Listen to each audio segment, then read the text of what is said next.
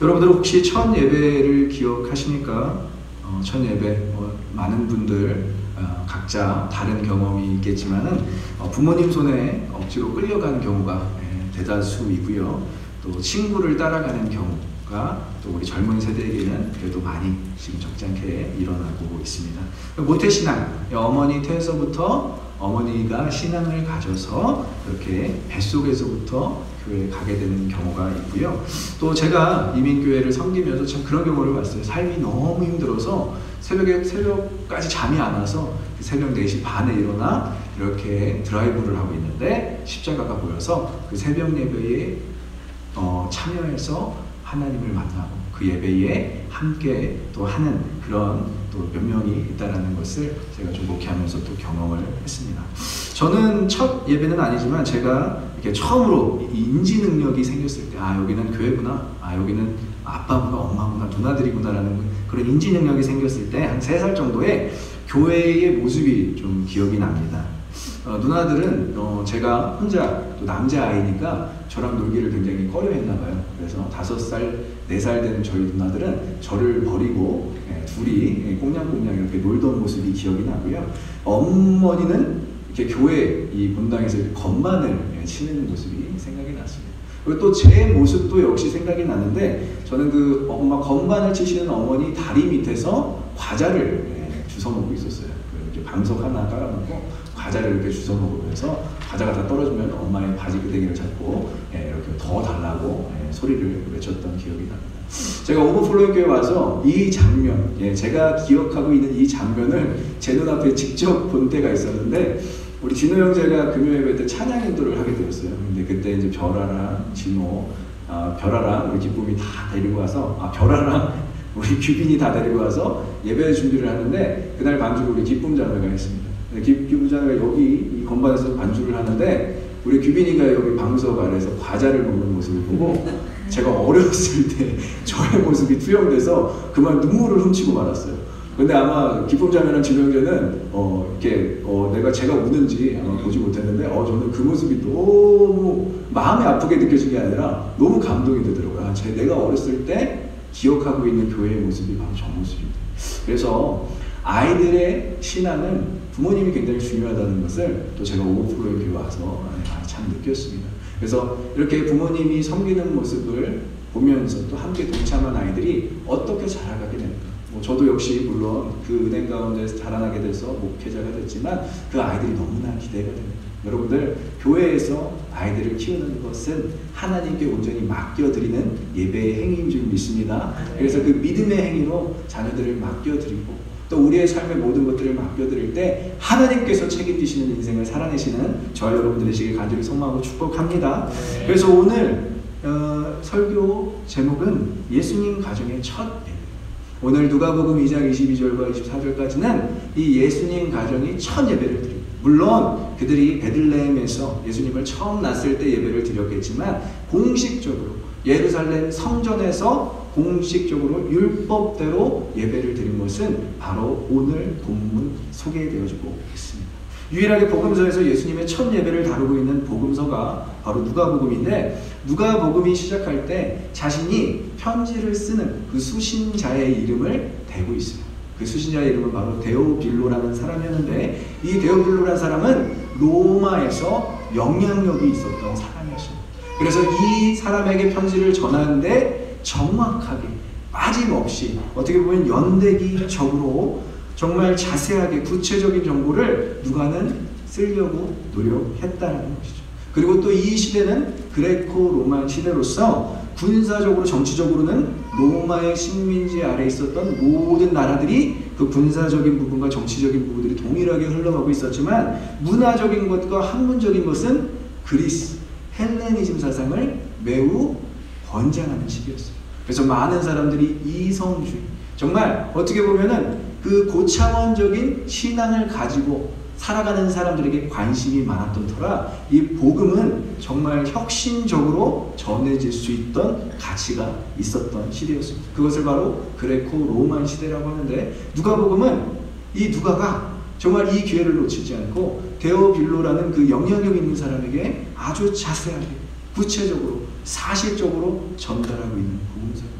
그래서 이 복음서를 볼 때 정말 누가가 얼마나 섬세한 사람인지 우리가 느낄 수 있는데, 오늘 바로 예수님 가정 첫 예배를 드리는 장면도 누가 복음만 다루고 있는 내용임을 볼 때 누가를 구속사의 신학자라고 또 이렇게 이야기를 하고 있습니다. 그 이유도 바로 그가 이렇게 섬세하게 복음을 전하고 있는 사람이고요. 또 하나님의 구원의 보편성과 그 구원 역사가 역사적으로 시간 순차대로 어떻게 성취되고 있는가를 자세하게 다루고 있기 때문에 이 구속사의 신학자라는 별명이 누가에게 붙여졌던 것입니다. 그럼 오늘 누가복음에서 나오는 이 예수님 첫 가정의 예배를 우리 한번 본문을 통해서 살펴보도록 하겠습니다. 첫 번째는 예배의 준비입니다. 모든 예배를 드리기 전에 예배의 준비가 필요한 것입니다. 우리도 찬양팀이 정말 1시간 전에 와서, 1시간 전은 아닌가요? 한 40분 전에 와서 예배를 막 준비하고 있어요. 그리고 많은 리더들이 또 예배에 1시간 전에 와서 기도로 준비하든지 아니면 여러 가지 형태로 예배를 준비하고 있습니다. 오늘 예수님의 가정도 이 예루살렘에서 드리는 첫 예배를 위해서 예배를 준비하였는데, 그것은 바로 22절에 이렇게 나와 있습니다. 모세의 법대로 정결 예식에서 날이 찼다라고 얘기합니다. 자, 모세의 법대로 생각을 하면 이 8일 만에 할례를 거행해야 되는데, 이 8일 만에 할례, 남자의 생식기의 표피를 자르는 그 의식은 8일 만에 이미 거행했다고 그 전 구절에 나와 있고요. 이 정결 예식은 40일이라는 시간이 걸립니다. 우리 레위기 12장 3절부터 4절을 보면 이 내용에 대해서 자세하게 나와 있는데 한번 같이 읽어보도록 하겠습니다. 시작. 8째 날에는 그 여인은 아직 33일을 지내야 3일이 아멘. 너무나 하나님께서는 섬세하시고 우리를 눈동자같이 돌보신다는 것을 레위기를 통해서 볼 수 있어요.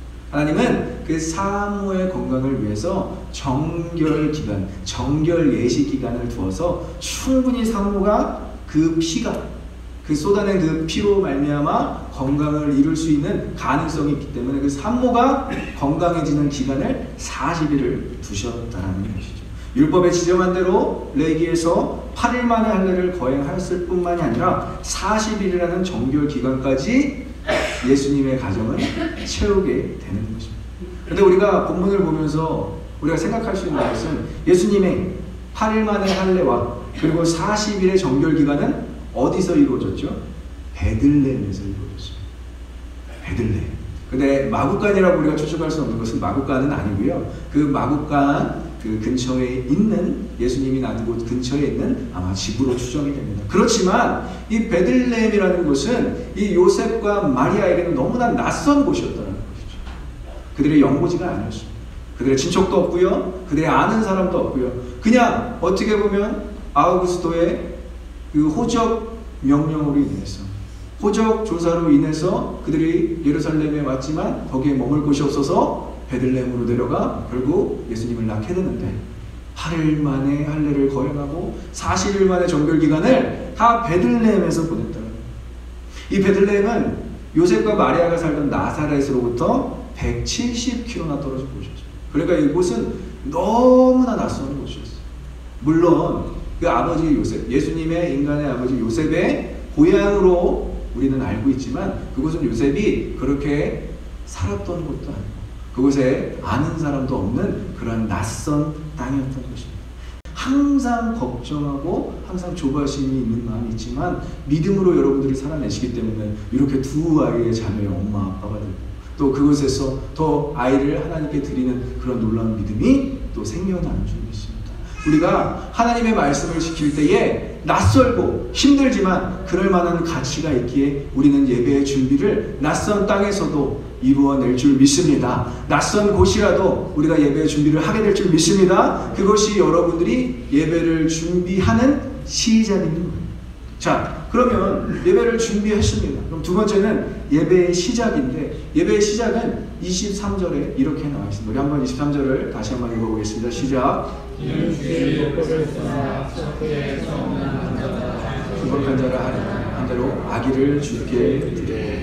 자, 거룩한 자, 장자, 처음 난 자를 예수님을 드렸습니다. 예루살렘 예루살렘은 베들레헴과 한 10km 떨어진 곳이에요. 그들이 이제 올라갈 때 예배 준비를 다 마치고 정결 예식을 다 마치고 이제 예루살렘으로 올라갑니다.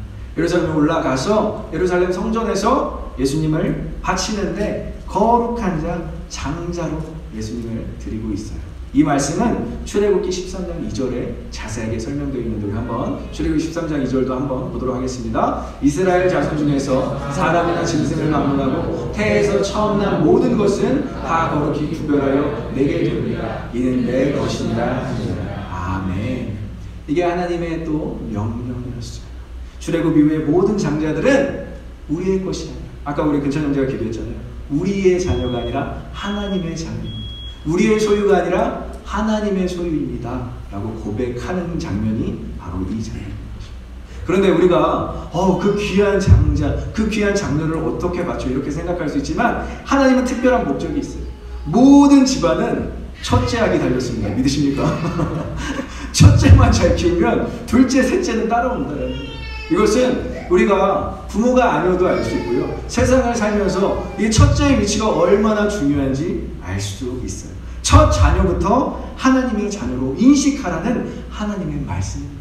그렇게 하나님의 자녀로 큰 첫째로 인해서 둘째와 셋째, 넷째, 다섯째까지도 축복을 받을 수 있다는 것을 상징하는 것입니다. 그래서 가인과 아벨의 이야기를 우리가 잘 알잖아요. 가인이라는 이름은 얻은 자라는 뜻이었어요. 얻은 자. 그런데 하와가 이것을 하나님께 얻은 자니까 이 하나님의 소유입니다 이러한 뜻으로 지은 게 아니라, 아담과 하와가 그렇게 지은 게 아니라 이것은 우리의 노력으로 말미암아 얻은 자, 하나님과의 관계를 회복할 수 있는 얻은 자라고 생각을 했다가 죄악으로 인해서 하나님과의 관계가 멀어졌잖아요. 예수 그리스도의 그 제사로 밖에는 이들이 회복될 수밖에 없기 때문에 둘째가 태어났을 때는 아들의 이름을 뭐라고 지느냐? 아벨, 허무함, 먼지라고 지어요. 그때서야 자신들의 위치를 깨닫게 돼요. 가인에게 너무 힘을 많이 실어줬다가 둘째가 태어나니까 우리를 이렇게 살게 하시고 우리를 이렇게 자녀를 갖게 하신 것은 이 저주받은 땅에서 우리가 축복을 누리게 하기 위함이시구나. 결국 영원한 나라, 결국 에덴이란 그 축복은 우리가 빼앗겼지만 이 땅에서 살아갈 수 있는 소망은 이 땅에서 자녀를 갖고 땅의 소산을 누리며 살아가게 하셨구나. 하나님의 뜻을 발견하기 위해서 두 아들들을 주셨다는. 자, 사무엘을 성전에 드리는 그런 일들도 한나가 또 이행을 합니다. 너무나 자녀를 원했던 한나가 사무엘을 갖자 이 사무엘을 하나님의 전에 일하는 자로 맡기게 되는, 선지자 사사로 살게 하는, 귀한 아들들을 이렇게 드리는 것이 과연 쉽겠습니까? 제가 신학교 처음 입학했을 때 우리 동기들과 오리엔테이션 시간에 막 이런 얘기를 했어요. 야, 너는 어떻게 신학교 오게 됐어? 너는 어떻게 신학교 오게 됐어? 근데 어머님들의 서원, 이 어머님들이 이 아이가 낳기 전에, 이 신학교에 온 우리 친구들이 태어나기 전에 어머님들이 목회자로 서원했다라는 내용들이 많더라고요. 근데 어머님들이 굉장히 지혜롭습니다. 우리 어머님들 굉장히 지혜로운 것이 신학교 가겠다고 하기 전까지 절대 얘기를 안 했대요. 근데 엄마 저 신학교 갈게요 딱 그렇게 말하는 순간 사실 내가 하면서 고개를 떨구시면서 사실 내가 너 낳기 전에 하나님께 너를 바쳤다라고 고백을 하셨대요. 대부분의 동기들이 다 그런 경험입니다. 막 태어나자마자 어렸을 때부터 엄마가 너 신학교가, 넌 내가 바쳤어 이렇게 얘기한 게 아니라 너무나 지혜롭게 이들을 다루셨는데 이들이 신학교를 가겠다고, 이들이 주의 길을 가겠다고 하니까 그제서야 어머님들이 눈물을 훔치시면서 사실 내가 너 태어나기 전에 하나님께 너를 바쳤어 라고 그렇게 고백하신 그런 어머님들의 고백을 볼 수 있어요. 이렇게 자녀를 하나님께 맡겨드리는 작업은 쉽지 않지만 그렇게 우리의 믿음은 그 과정에서 성장하게 된다. 첫째부터 이렇게 하나님의 자녀로 맡기니까 둘째, 셋째 역시 그 처음 자녀처럼 하나님의 아들, 딸들로 온전하게 자라나게 되는 것입니다. 첫 소산, 하나님께 드림이 마땅한 줄 믿습니다. 그 모든 처음의 시작, 우리가 첫 단추를 잘 껴야 된다고 그러잖아요. 첫 단추를 잘 끼는 작업부터 나머지는 다 그대로 따라오게 되는 거예요. 이것이 바로 하나님의 원리인 줄, 하나님의 방법인 줄 믿습니다. 그 원리대로 방법대로 살아가는 우리가 되어야 한다. 저도 우리 큰누님이 참 잘 커서 우리 부모님 역할을 많이 해주셨어요. 제가 누님이 2명 있는데 우리 큰 누님을 생각할 때마다 제가 참 고마워요.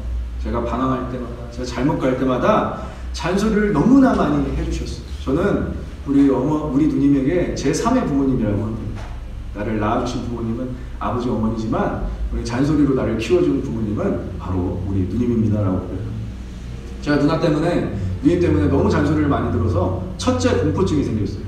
그래서 첫째들은 성격이 다 안 좋구나 라고 생각을 할 정도로 첫째들은 왜 이렇게 잔소리가 많을까 라고 생각하며 살다가 제가 첫째랑 결혼하게 됐습니다. 아니나 다를까 굉장히 잔소리를 많이 하더라고요. 근데 우리 큰누님이 저를 그냥 충만아, 김충만 이렇게 부르시지 않았어요. 야, 김충만. 그래서 저는 제 이름이 4글자인 줄 알았어요. 야, 김충만. 근데 저는 이게 우리 누님만 그런 줄 알았더니 저기 두 동생을 갖고 있는 우리 정기쁨 자매도 그렇게 동생들을 4글자로 부르더라고요. 야, 정세미, 야, 정재훈 이렇게 부르더라. 모든 집에서 이렇게 동일하게 일어나는구나. 근데 이번 주에 저희 어머니가 좀 수술을 받게 되었는데 참 가보지도 못하고 미국 땅에 있으니까 어떻게 가볼 수도 없고 걱정은 되는데 누님이 제가 통화를 하니까 다 그렇게 얘기를 하더라고요. 충만아, 내가 있으니까 걱정하지 말고 목회 열심히 해. 다 그렇게 얘기해요. 너무 마음에 감동이 있었는데 누님 앞에서 또 이렇게 울먹거리면서 얘기하고 싶었지만 그냥 저도 고마워 누나가 있어서 너무 다행이다 라고 딱 얘기하면서 수술 잘 되고 잘 회복되었다는 메시지를 주고받으면서 누님이 너무 귀하다 이렇게 잘 커줘서 제가 부모도 어른도 아니지만 큰 누님이 너무 잘 커줘서 고맙다라는 생각을 했습니다. 여러분들 어떻습니까? 우리가 하나님께 하나님의 것을 인정할 때 이러한 복을 누리게 되는데 하나님의 것을 하나님 거로 인정할 때 하나님께서는 그것을 책임지신다는 거예요. 절대 포기하지 않으시고 그 드린 것에 의해서 하나님 끝까지 책임지시고 그것에 대한 결과와 열매를 우리의 삶 가운데 주신다는 것입니다. 여러분들 처음 우리가 가진 것에 대해서 우리의 소유로 인식하기 쉽지만 그것을 하나님께 드릴 때 여러분들에게 온전한 축복이 주어질 줄 믿습니다. 그것이 하나님의 원리고 방법임을 깨닫는 저와 여러분들이 되시길 간절히 소망하고 축복합니다. 네. 마지막으로는 예배의 과정입니다. 그럼 이 예배의 준비와 예배의 시작은 이렇게 거룩하게 드려졌어요. 그럼 예배의 과정은 어떨까요? 예배의 과정도 다음 구절을 보면 이제 자세하게 설명이 되어 있습니다. 다음 구절 우리 24절을 보도록 할게요. 24절 한번 읽어보겠습니다. 시작. 또 주의 율법에 말씀하신 대로 어른 지키기 둘로 제사하여. 자, 예물을 드립니다. 아이를 드렸을 뿐만이 아니라 예물을 드리는 모습. 그러니까 이제 모든 율법에 나와 있는 모든 것을 다 실천하고 있어요. 베들레헴의 낯선 땅에서 40일간 이들이 지내면서 무슨 돈이 있겠습니까? 이들은 이제 정말 자금적으로도 어려움이 왔고요. 에너지적으로도 다 소진이 되었어요. 하지만 가난하지만 첫 예물을 정성껏 드리는 예수님 가정의 모습을 볼 수 있습니다. 낯선 상에서 와서 정말 묵을 곳도 없어서 마구간에서 아이를 낳을 수밖에 없었던 가정이 이렇게 예루살렘 성전에 다시 올라가서 그들의 첫 소유를 드리고 있는데 이 희생제사를 드리고 있는 의식이 참 너무나 안타깝게 느껴지는 게 율법은 원래는 처음 자녀를 낳으면 양을 번제로 드리고 집 비둘기를 속죄제로 드리는 관례가 있어요. 그런데 가난한 사람들의 규정은 또 다릅니다. 집 비둘기 2마리로 대속이 가능해요. 그러니까 양은 안 드려도 되고 이 집 비둘기를 그냥 둘로 제사를 드리면 첫 자녀에 대한 예배가 모든 과정이 다 끝마쳐지는 것입니다. 집 비둘기 2마리를 드릴 수밖에 없는 가정 형편을 우리가 24절에서 볼 수 있어요. 정말 가난하셨구나. 예수님을 낳은 가정이, 예수님을 자녀로 둔 가정이 가난해서 양은 드릴 수도 없고 집 비둘기, 산 비둘기는커녕 집 비둘기 둘로 제사를 드리는 모습 가운데 저는 그런 생각을 했어요. 마리아와 요셉이 천사의 미루를 통해서 자녀를 갖게 된다라고 천사가 선포하고 예언했지만 그 길은 계속 고생길이었더라고요. 170km가 넘는 그 거리를 우리가 성화에 보면 왜 낙타를 타고 마리아와 요셉이 움직이잖아요. 여러분, 낙타는 그 당시 때 귀족들만 갖고 있었던 그런 세단 승용차 같은 거였어요. 그러니까 나사렛에서 몫으로 살고 있는 요셉과 마리아 가정에 이 낙타가 존재할 수 없었다라는 것이 신학자들의 또 추측입니다. 그러면 임산부와 아버지 되는 그 요셉과 마리아와 요셉은 그냥 그 170km나 되는 곳을 걸어서 베들레헴까지 왔고요. 그것을 돌아 예루살렘으로 돌고 사마리아 지역을 또 피해가야 되니까 약 200km가 넘는 곳을 그들은 와서 베들레헴에서 연고지도 없는 곳에서 아예 할례를 거행하고 40일 정결기간을 갖고 예루살렘에 올라가서 집 비둘기로 제사를 드리는 그때에 그들의 심정을 한번 우리는 생각해 볼 필요가 있다는 겁니다. 천사가 예언해줘서 성령으로 아들을 낳았는데, 성령으로 예수라는 구원자를 낳았는데 왜 아직 이대로입니까? 왜 아직 우리의 삶은 이대로입니까? 왜 변한 게 아무것도 없는가? 이렇게 원망할 수 있고 불평할 수 있는 심리 상태이지 않았을까 생각합니다. 우리도 마찬가지예요. 큰 꿈을 안고 미국 땅에 왔는데 하나님, 왜 우리의 삶은 이대로입니까?